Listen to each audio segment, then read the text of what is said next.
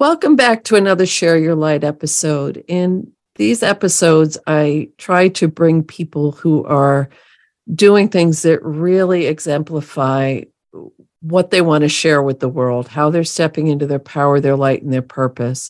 And today we're really, really blessed and lucky to have Sarah with us.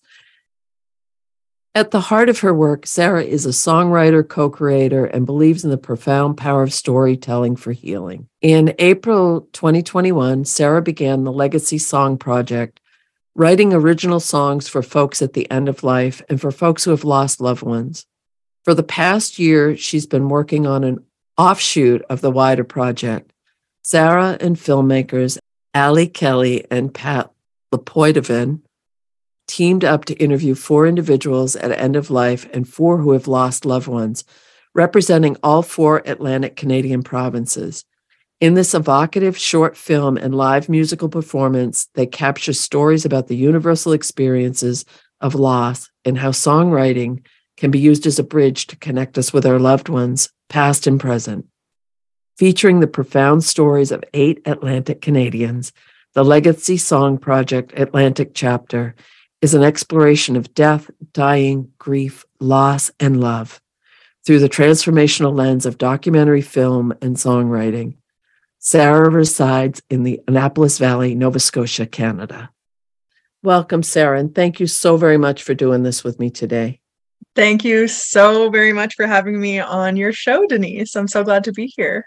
When we had first spoken, and I shared with you that I think music is one of the universal healers in the world. I think that on the planet, it's something that we can all, and you can get into sound healing and all of that, but music can change the energy of a room and for people. It's a very healing tool. So what prompted you to explore this legacy project? Because it's fabulous. Well, it's a huge question because I feel like in a lot of ways, my whole life up until now has been moving me in this direction. Mm-hmm. And I've been a songwriter for such a long time. Like, I've always loved the craft of songwriting. I started writing my own songs when I was probably like 14, 15 years old. Wow. And I've always used music as a way to express things within myself that maybe I couldn't speak. And I could always find when I wrote songs, like, even if they were my personal story, people could be like, oh, I relate to that sentiment or whatever. So I always found it as a way to connect people to myself, like in an audience, but also to each other and us to each other. So yes. I've always known songwriting to be an incredible tool. I would say that when I started studying music therapy, I was kind of seeing how that my degree played out in music therapy. I was like, well, I don't know if this is for me, but I know that using songwriting to help people is for me. And I'd always said that I wanted to work in palliative care, mm-hmm. but I've always been terrified of losing my loved ones. And always had and still do have a pretty healthy fear of dying.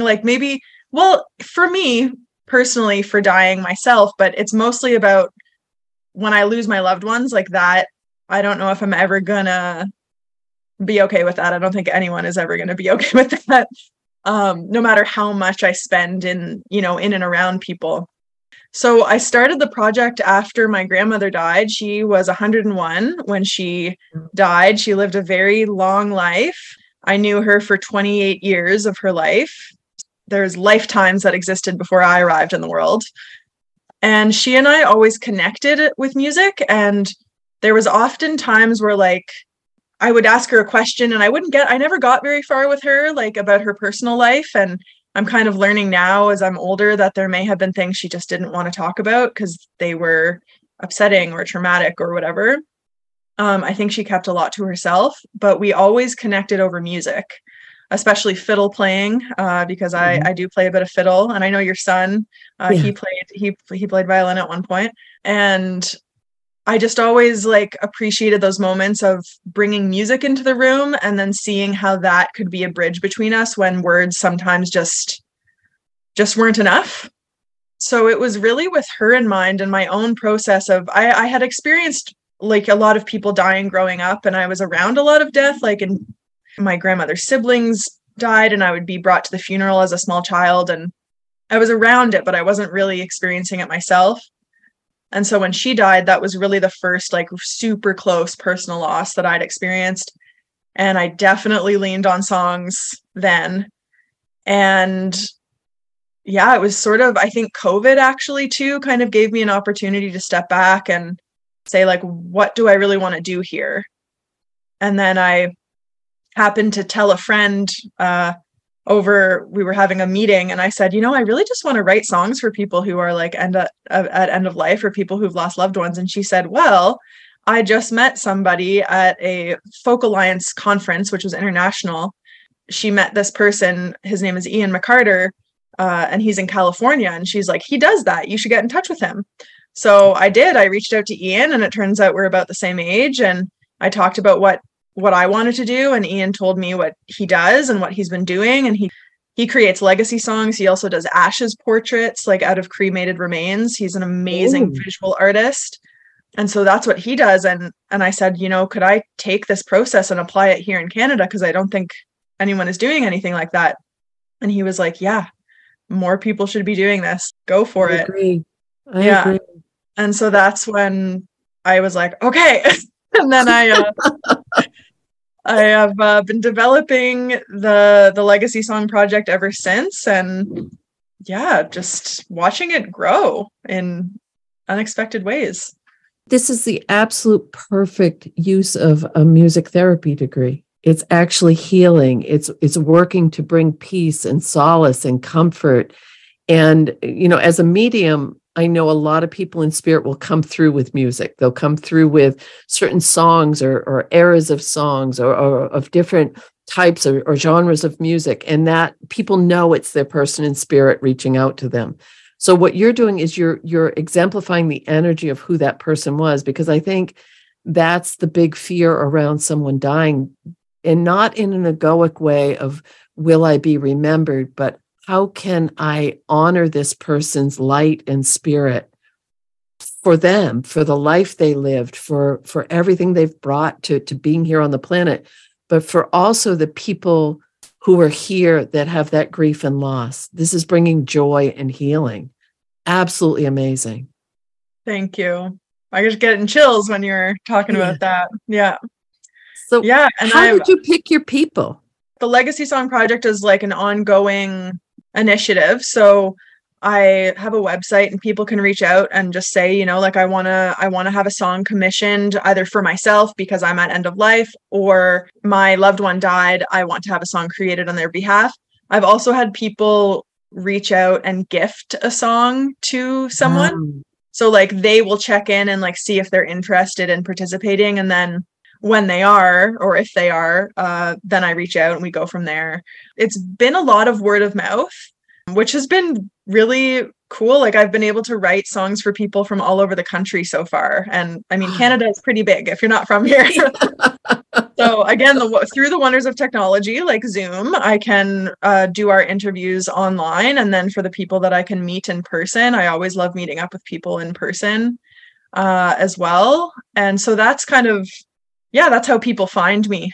And in terms of this sub-branch project, the Atlantic chapter, that I call it my Hail Mary pass, like in terms of like just deciding, like I received some funding to make that project happen. And when the funding was received, the idea was there, but we had no participants. And I was like, I don't know, because we also wanted to, we were going to film the whole process. And I was not sure that people were going to agree to be filmed, because it's such a deeply personal time for people, either if they're moving through grief or if they're at end of life. And I really do believe that the right people found their way to this project, and we found ourselves to them. And there's been so many synchronistic moments of just pure magic. Like, I'm like, whoa, did that just happen? Or I love that you do the interview, so you get to know the person or the story or things to interweave into your songwriting process. How do you pull in the essence of the person? because that's always our goal, is to really bring in who they were, because I'm sure you have the training, you have the background, you're a trained musician, you're a therapist, but how do you pull it all together? Good question. Yeah, like if we're talking about a person who's already died, so much of how they come across to me is through the way that their loved one speaks about them.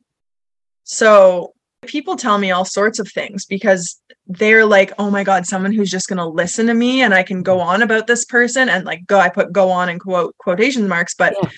A lot of people, and I'm sure you've heard people say this, is that like they just feel like there's no space for their grief. So like that sometimes people feel guilty when they bring up their loved one who's died. They feel like they can't take up the space. They feel like they're making people feel awkward, like all of that stuff. So I often find I have no shortage of information. Our interviews can last 1 to 3 hours. Mm-hmm.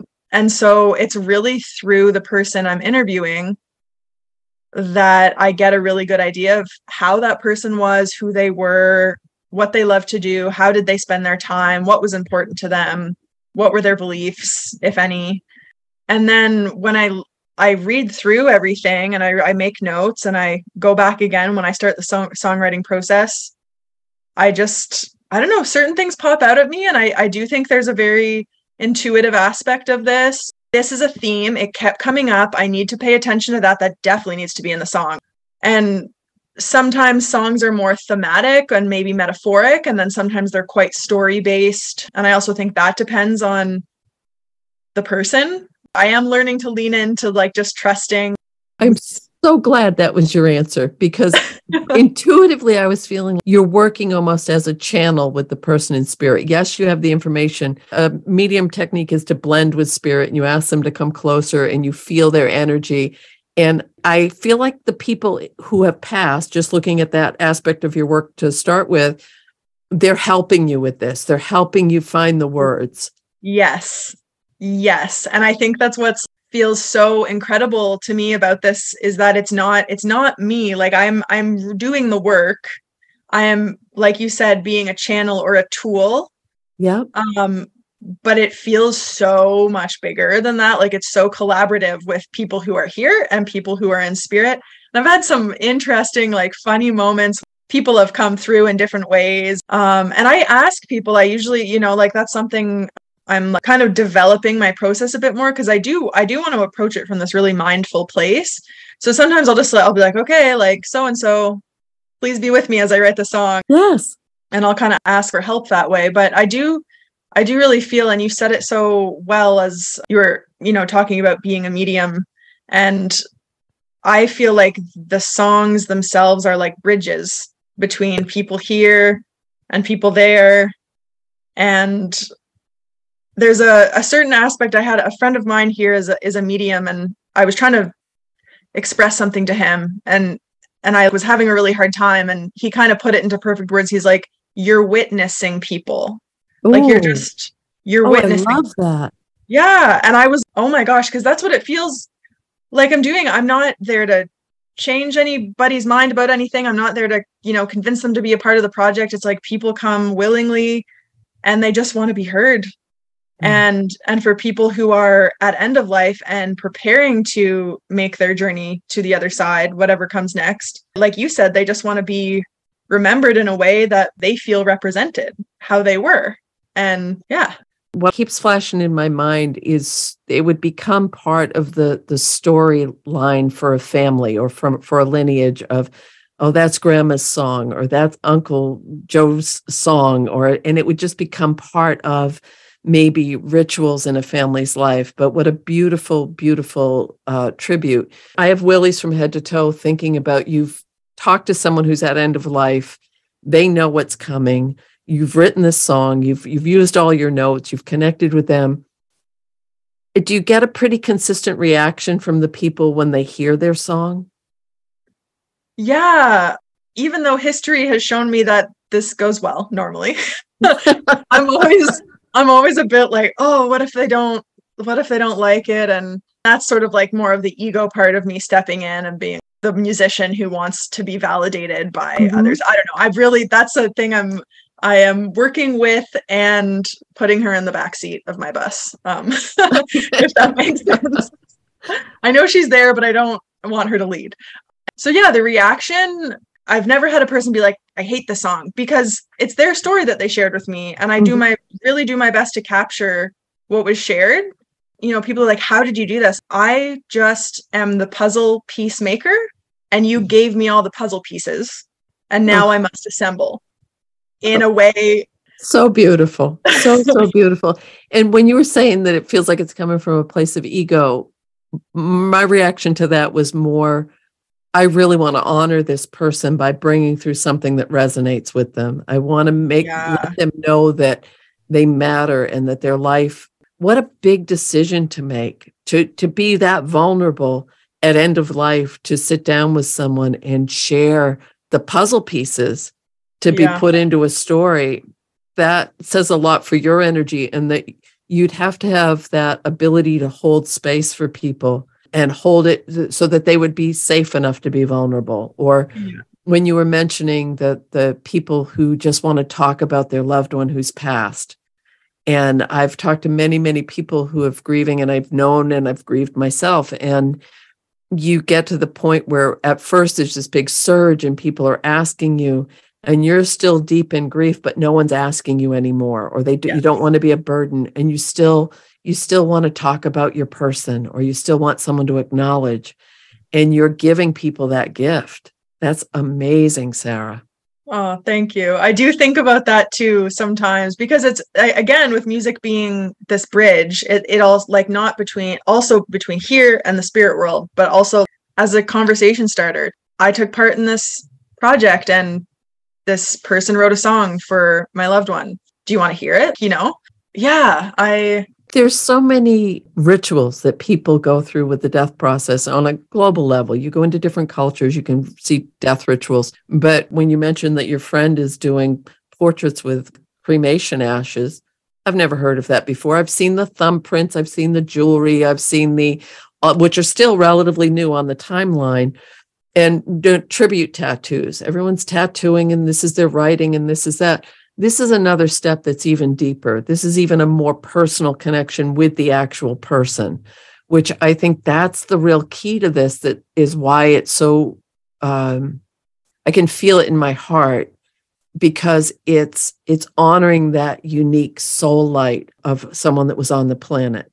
It's not a generic thing. It's not, it's so unique to the individual. And it is a way to allow you to use your process and your skill set in a way that is being of service, because all of this feels like it's service work for you. Yes, it does. And I love that. I love that about this, is that, yeah, like every job, it's kind of funny sometimes in like the very human tasks of admin work, or having to like make Instagram posts or whatever, and like getting the word out there. I constantly am like reminding myself, songwriting, which is this thing I've always loved, is something I now get to use to support people who are giving voice to their love for each other, but also, you know, making space for grief and making people feel validated in that way. Like I've talked to so many different types of people. A person who lost both of his parents in a car accident 17 years ago. And still the way that he speaks about them, it could feel like it just happened the other day. Mm-hmm. But 17 years is like a pretty long time for people, again, not to ask you about something or, So that's perfect. That's absolutely perfect, because this isn't, you think of singer-songwriters as, oh, I want fame or I want to shift, but you're doing something deeper with that. And years ago, I was writing a blog post, and I think music, as I said, is a healing thing, and it can bring people together in unity. It can divide them. It can be a sign of the times. And I was thinking back generationally to different songs that had really brought people together in unity. So I Googled the lyrics, this was many years ago, of the top songs that were in the world. And then I let loose with a lot of expletives because it was just garbage. And I thought, oh, we need some songs that matter again. We need some songs that bring us together, that have purpose, that have meaning. And that's what you're doing. So when you bring in the documentary part to this, when you bring in the filming, do you find that that changes the dynamic of the work, or does it make it even more poignant? Well, yeah, I think when we started the Atlantic chapter, interviewing people, it was my friend Pat LePoidevin and myself who were traveling to these places. And he's like so chill. He's so nice. Like, our camera setup was not intimidating. I didn't think it was intimidating, but honestly, anyone puts a camera on you, you're going to be a little different, because you're like, how am I sitting? And, oh, did I stutter? And like all of this stuff. So I think that what I really appreciate about being able to have filmed these 8 interviews with 4 people at end of life and 4 who've lost loved ones, these people, there's normally to take part in this project without it being filmed, I think requires a certain amount of courage. And just lots of times people don't know me. We only have a couple email exchanges before we meet and have an interview, and then they're crying on screen or in front of me, and that's all okay. But I also understand that for them, it could feel super, oh God, like, I don't know this girl, and now I'm, telling her my whole life story and being and I'm sure you get that all the time with people in tears, and I have no problem with tears. I encourage tears. I cry all the time. Yes, because their tears are healing too. Yeah. But another thing that I absolutely love about this project and about your work is grief is universal. It has nothing at all to do with where you're located, your demographic, what your street address is, what you have in your bank account. It's a universal human emotion.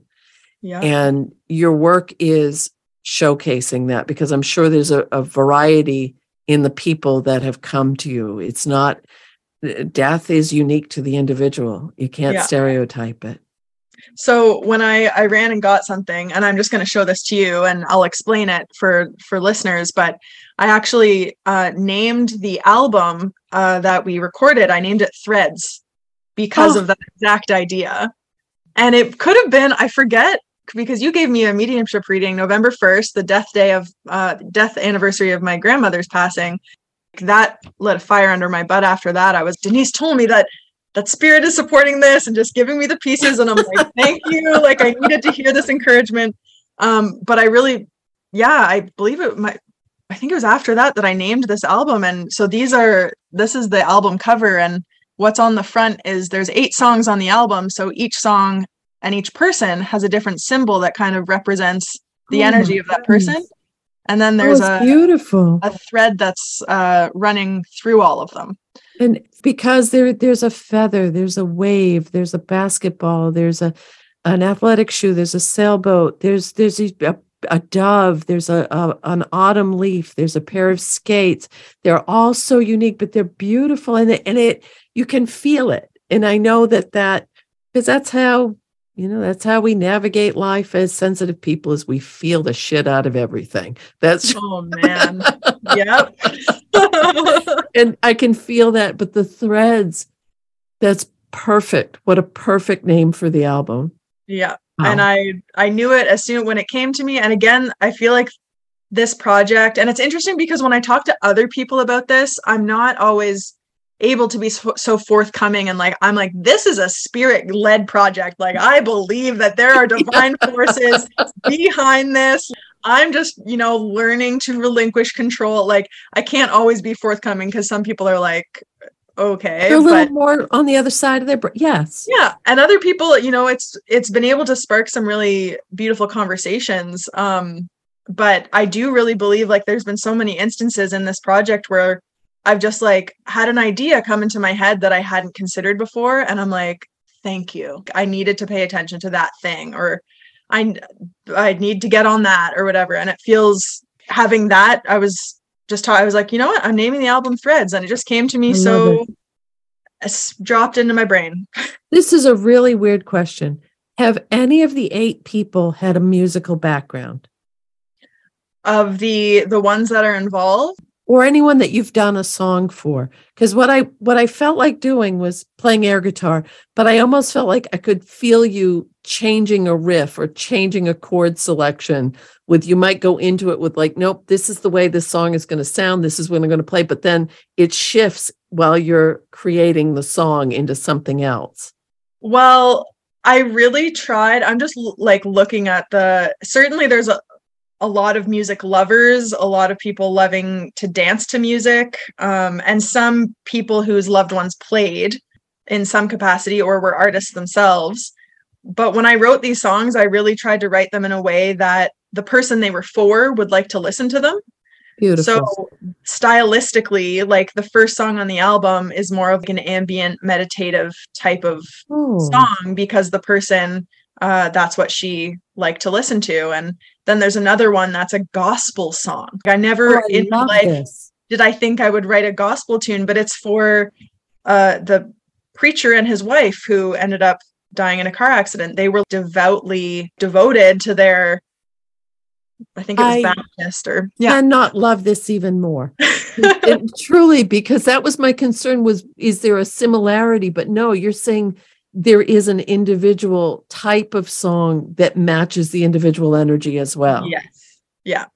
It must be fun as hell. It is fun. There's so many, like, I feel like the artist in me goes through a lot of ups and downs of, yes, I created this, I'm so proud. And then the being hard on myself, or musically, I was challenged in the making of these 8 songs, because there were one of them is for a 17-year-old young man who died by suicide, and he loved rap music. And I was like, I'm not about to try to rap, but we were able to hire a rap artist to write and record a verse in the song. And it's so powerful. And it's something that hopefully I think this young man would have liked to listen to. You know, if it was about him, I think his mom was joking and said he'd be so embarrassed that there was all this fuss about him. But yeah, so stylistically, they're all really different, but I did that intentionally because I really wanted to even further capture, and because I was able to bring in musicians. So if I like needed a saxophone player, and I don't play the saxophone, but the saxophone really added something to the song in terms of that style or genre, then we could do that. So yeah. And that goes back to your professional training of putting out an album that isn't just songs. It's actually, I could pick up the album and listen to it and enjoy the music and enjoy the different stories and the types of music, even though I don't have a personal connection with those people. But I'm thinking about songs I've listened to over the years where there is such a strong universal connection with it that you feel like they're singing directly to you.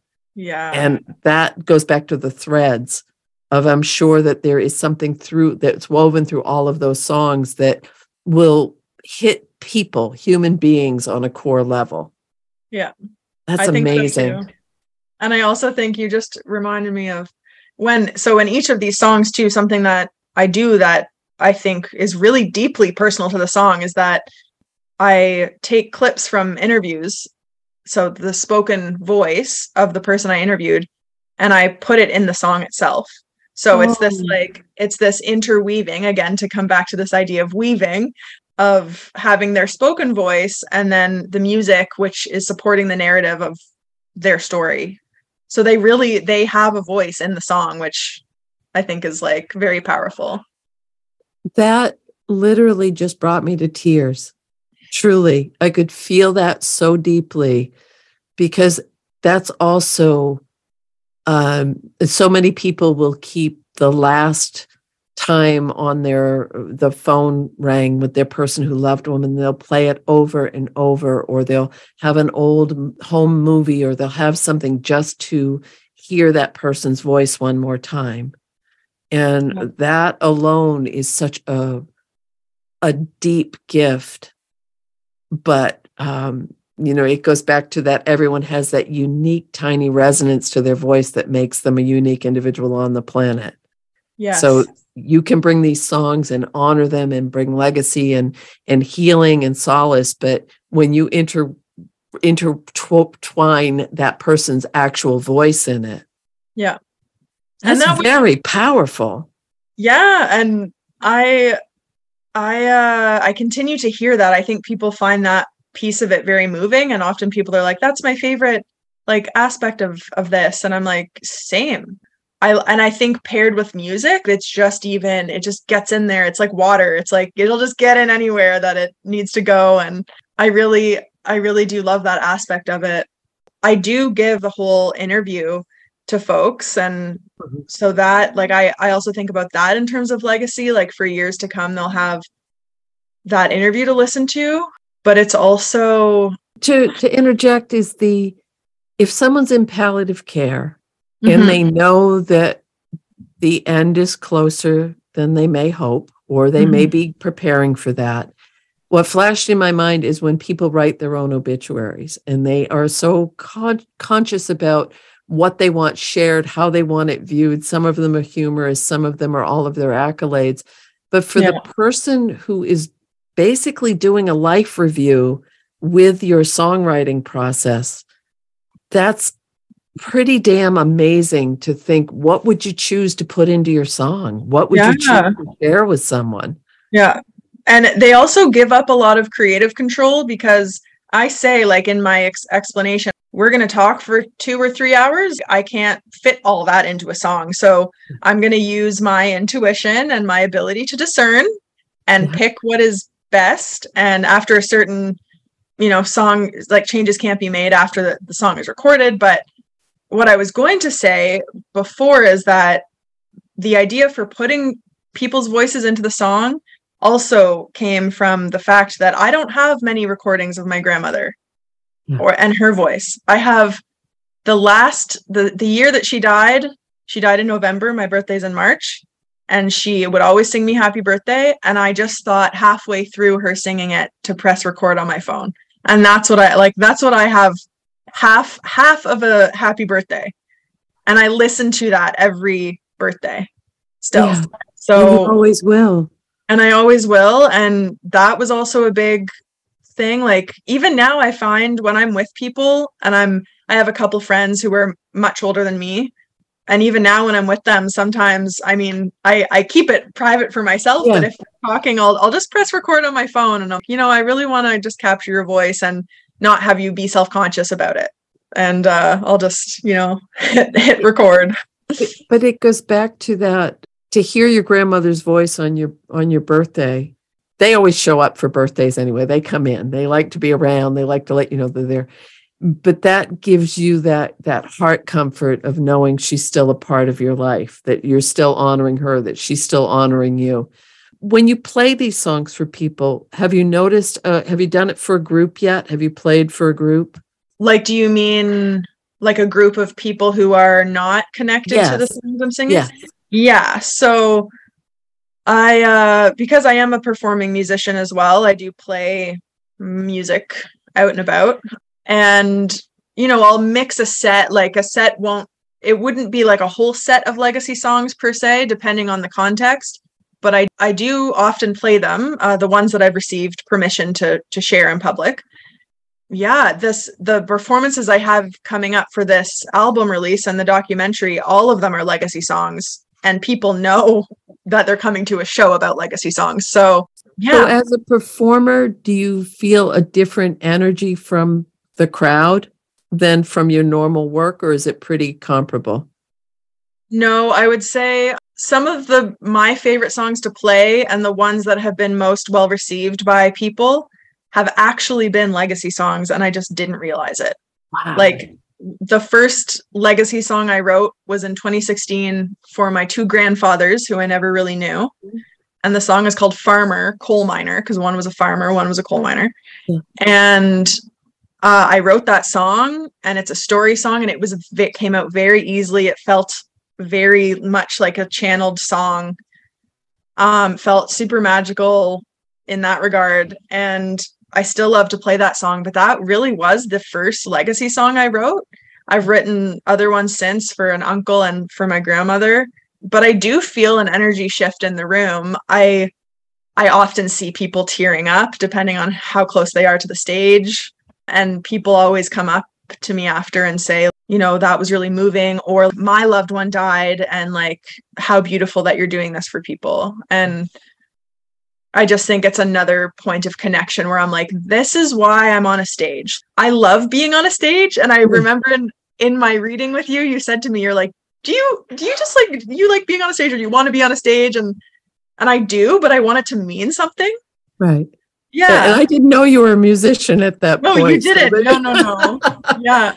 And yeah, I love being on stage, but I want it to move people, and I want it to matter, and I want to use my platform to speak about people's grief and loss. And I also love talking about all things spiritual, and I get to do that a lot in my work when I interview people. We talk about all sorts of things. If they want to go there, if they don't, that's okay. But even in just creating a container in a performance space for people to come and just like think about their loved ones, I'm like, there's double the amount of people in this room right now. You just can't see them. Well, and that's where I was kind of going with this, is I'm thinking, I truly believe in my heart, when we do a lot of deep healing work, if it's connected with someone in spirit, it sends that healing back as well as forward. So we can work through our ancestral lineage. We can, if we've had issues with someone that was in spirit, we can still work on that after they pass. But when you were speaking, I was just trying not to crack myself up, because I'm sure there are some people in spirit that's saying, that's me, that's my song, that's all about me. Or someone saying, they're playing your song again, come on. And I love that. Like, I love that idea. And I'm trying to think of, in these performances that are coming up, I'm really trying to think of ways to make it special, and having this idea of these electronic candles to have 8 different jars on stage, and having other things. And then I thought, there's a song on this album called Light to Give. And just yesterday I was like, people should all have electronic candles, and we should like light them and remember something we love during that. It just keeps, and again, that came to me. I was staring at this sign and I didn't know what to write on it. And I was like, why don't I know what to write on that? And then I looked at it and I'm like, I know what it should say. It should say, take a candle. Oh, this is so beautiful, because the other part is, you've built this beautiful, incredible foundation, but this is going to continue to grow and evolve and shift as your work does. Yeah. You can never tap out with this. This is beautiful. I feel that. People keep on asking me, so like, you're not going to be doing this like for always, or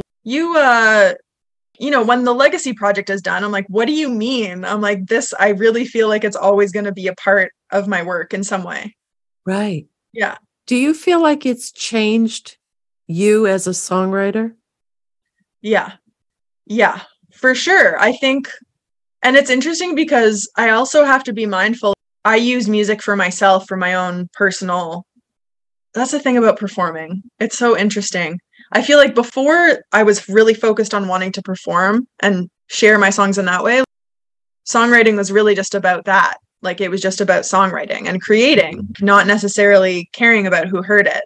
And in this way, where now I'm songwriting for my livelihood, my approach to songwriting is a bit, I might not want to take out my guitar that night to write a song for myself, or maybe I just don't have anything going on in my head, because I feel like a lot of my creative energy goes towards writing these songs for other people. But I do think my songwriting has changed. I think every new song that I write is an opportunity to approach it in a new and different way. I have had people ask me, they're like, so do you just write, like, you have the same progression and the same chords and the same melody, and you just plug it in and do it that? And I was like, no, I'm like writing unique songs for each person. I think if I did it that way, I would go crazy. That would be awful. That sounds like hell to me. Like, listen to the same song over and over. No. So I do think I'm excited to continue to explore how I can write songs, because I'm also doing a lot of technical development. I'm doing a sound production mentorship with someone right now. Where I can sort of expand my skills in that way, because I want the quality of songs that people hear to be consistent, and I want them to sound good to your ears. That's important to me. And even just through doing this 8-song project, I can get so creative if I give myself the time and calm down about it. Because sometimes I'm like, I gotta get this song done. And sometimes it is like that, because if the fastest I've written a song was 4 days. I interviewed the person, and 4 days later I gave it to them, and he was able to hear it actually as he was on his deathbed. They played it as he made his transition. And I was like, Oh, that big willies. is so special for me to have been there in that way. Yeah, so I think there's a lot of just like making sure that I'm approaching this in a way that is allowing my creativity to still flourish. And I do get to be so creative, but do you know what I mean? Am I making sense? I do. Yeah. It's from just a creative perspective. It's always new information coming in.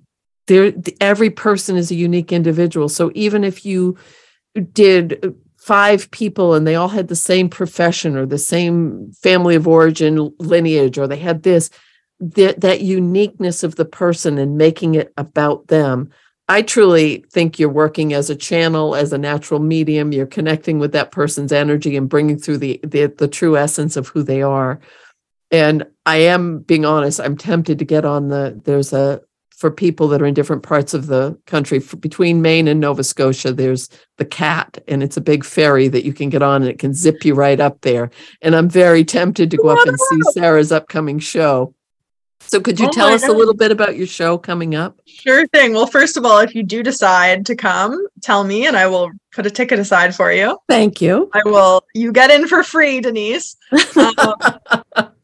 So we're doing this project, the Atlantic chapter, I've been working on since last February, again, with many different people involved. And that's also been really lovely, is pulling more people into this, because for 2 years, I did this work a lot by myself. And sometimes it was very heavy, and just, it's a lot to hear people's sadness sometimes. Cause like, if you feel it, then you're like, oh my God, I can't imagine you went through that. So it's been nice to bring people in and have the people I've been working with be really impacted by this work too, in good ways. So yeah, we're touring the show all across the Atlantic Canadian provinces, because that's where the 8 participants came from, one of those 4 provinces.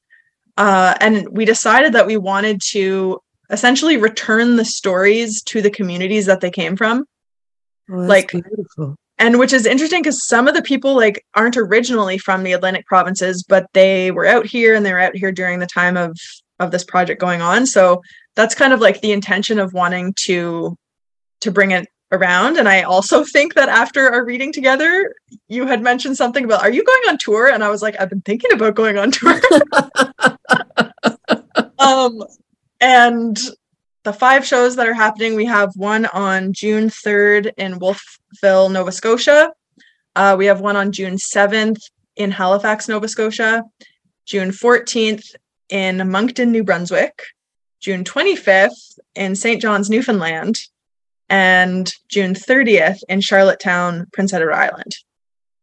And so June is going to be a magic month of music making. It is. And can people buy the album? Do you sell the album as well?